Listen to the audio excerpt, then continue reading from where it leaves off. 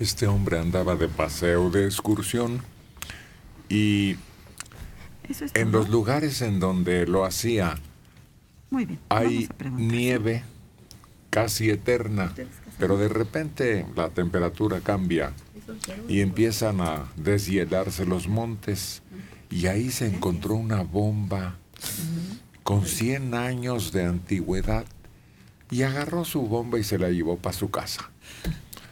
Y ahí explotó.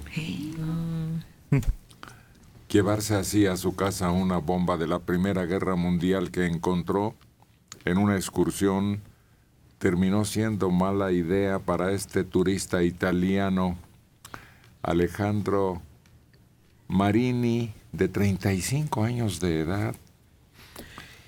En el norte de Italia estaba de vacaciones con sus padres. Durante la caminata en una zona alpina, encontró varios artefactos con una antigüedad que se calcula en 100 años. Había sido esa parte escenario de las batallas durante un conflicto. Cuando los glaciares se derriten, dejan en evidencia estos objetos. Mientras los analizaba, los vecinos escucharon una explosión y tras una nube de humo blanco vieron a Marini salir del garage con las manos en el pecho, tratando de detener una fuerte hemorragia, pero no llegó muy lejos.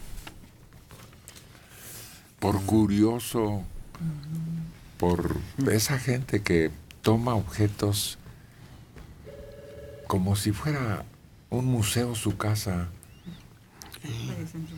Antes había la costumbre de vender, no sé si llegaste a verlo, los cartuchos de los cañones, los cartuchos de las balas de los cañones.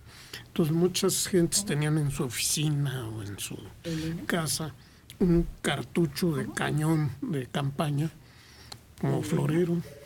O pisapapeles. O pisapapeles, sí. Los vendían ahí en la Lagunilla. Pero yo creo que ya se acabaron. Lo que era muy común, Mario, bueno, varias cosas, pero aquellos recipientes donde se manejaban las balas, porque eran de fierro, muy fuertes, como maletines. Exacto. Era donde iban las tiras de la munición de las ametralladoras. Entonces se ponía junto a la ametralladora, se sacaba la tira y se embonaba en la ametralladora y se seguía disparando.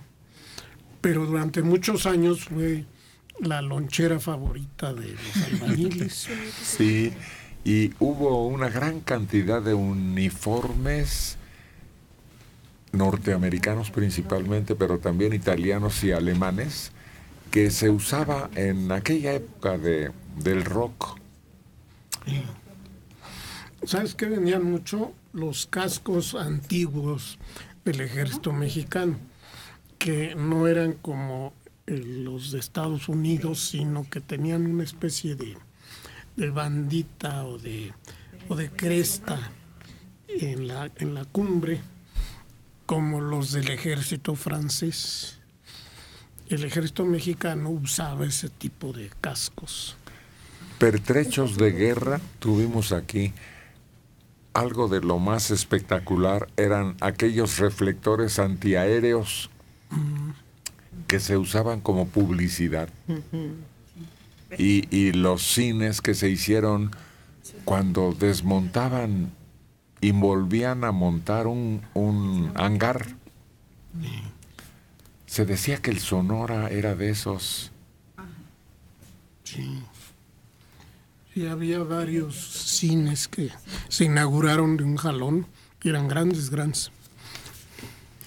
Uno de los últimos productos de la Segunda Guerra que todavía andan por ahí son unos pequeños botiquines verdes que lo vendían con su yodo, con purificador de agua y un montón de cosas, ahí en la Lagunilla.